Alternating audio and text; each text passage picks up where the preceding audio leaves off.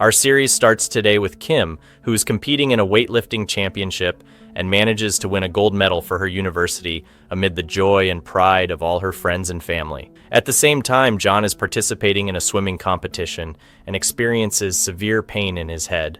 He exits the water before the race ends and is disqualified, not understanding the cause of the pain.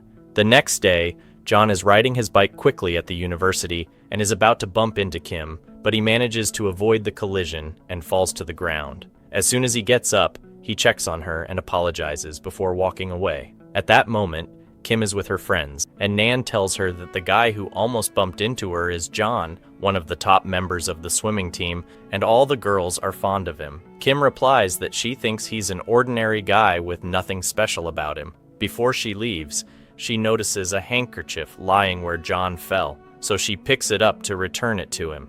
At the same time, John is looking for the handkerchief after finishing his therapy session, but he can't find it and gets very upset. Later that night, he returns to his room in the training camp, where his coach, Siak, comes to ask him why he withdrew from the competition. John explains that he felt unwell, so he decided not to continue. Siak gets very angry and tells him that he is being careless and that the team cannot rely on him before leaving. The next day, Kim is at practice and weighs herself. The coach asks her how she allowed herself to gain weight, and she replies that it seems she has been eating a lot recently and plans to lose weight. After practice, Kim goes to the hospital with her father, who is suffering from a kidney problem. Later, she returns to the camp and searches for the t-shirt she usually wears in competitions, but she can't find it and gets upset. That night, she is sitting on the building roof with her friend after curfew. After finishing their hangout, they return to their rooms, but before they arrive, they are spotted by the supervisor, who chases after them. They quickly hide in the laundry room, where Kim sees a young man covering his face and holding her t-shirt. As soon as he sees her, he runs away, but she chases after him. At that moment, John is jumping out of his room window to leave after curfew. Kim sees him and mistakes him for the person who stole her t-shirt, so she grabs him and demands that he return it.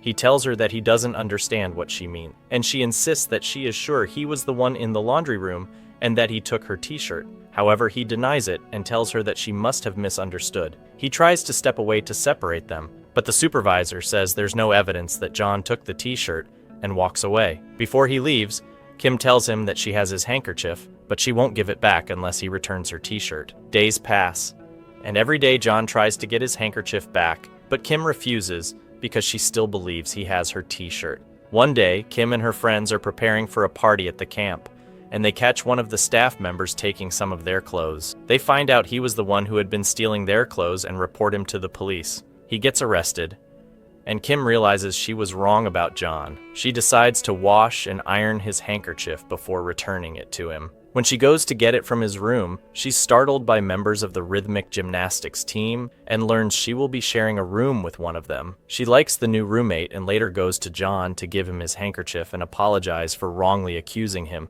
She tells him that she washed and ironed it, and he gets very angry. He asks her why she did that, and she explains that she wanted to return it clean to him. She grabs it back, saying she'll give it back as it was before, but he refuses to take it from her. Kim then falls into the swimming pool, and it becomes clear that she doesn't know how to swim and is about to drown. John jumps into the water to save her and remembers the time when a girl saved him from falling off a high place when he was younger. He asks her if it was Kim, his classmate from elementary school. She remembers too and tells him that she is indeed Kim.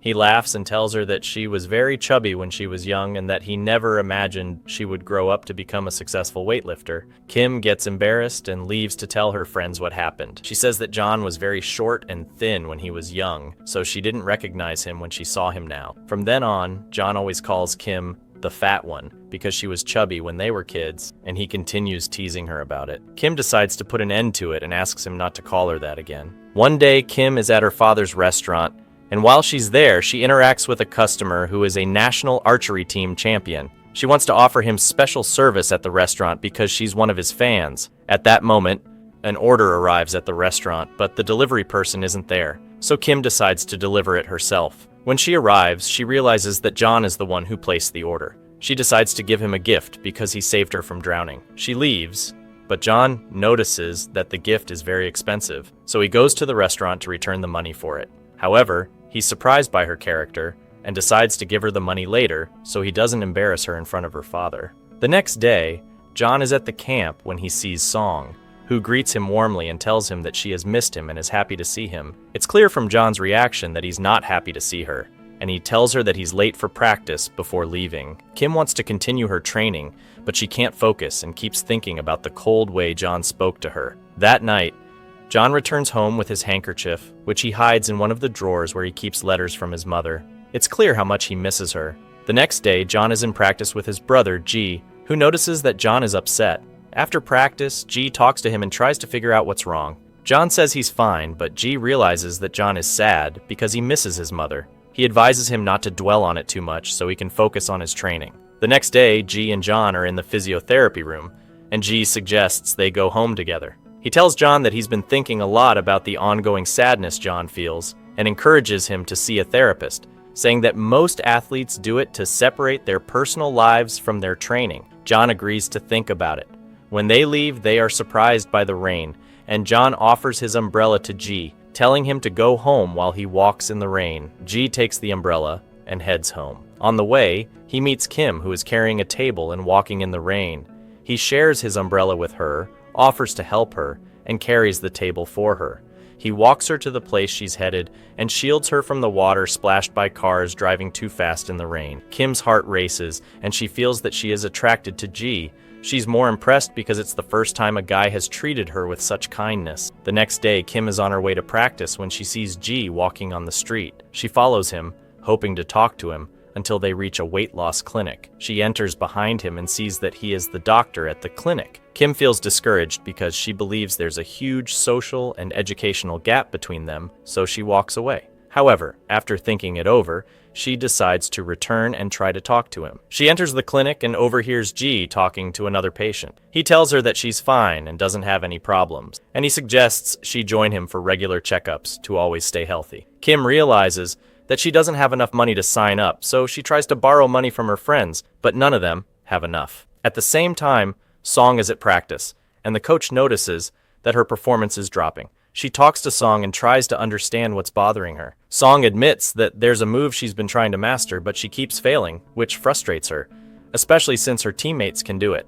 The coach reassures her that she'll be able to do it with practice and tells her about a competition in Russia that's coming up soon, recommending that Song enter, although it will require extra expenses. She tells Song to talk to her mother about it so they can prepare the money. Later, when Song gets home, she overhears her parents arguing about her high expenses. She feels down and goes to sit by the sea, where she calls John. He meets her there and notices that she's been drinking a lot. He asks her why she's doing this before her practice in the morning. Kim tells him that she wishes she came from a rich family and lived in a nice place. John tells her that her dreams are always far from reality, which always makes her sad, and he advises her to rearrange her dreams. He leaves, and Kim is left feeling conflicted. The next day, Kim hears about a mountain climbing competition with a large cash prize for the winner. When she finds out the amount, she decides to enter because it will cover the cost of her regular checkups with G. On the day of the competition, she starts climbing the mountain. Along the way, she meets John, who is also competing. John tries to talk to her, but she ignores him and focuses all her attention on climbing to win first place. John stays beside her until they reach the summit,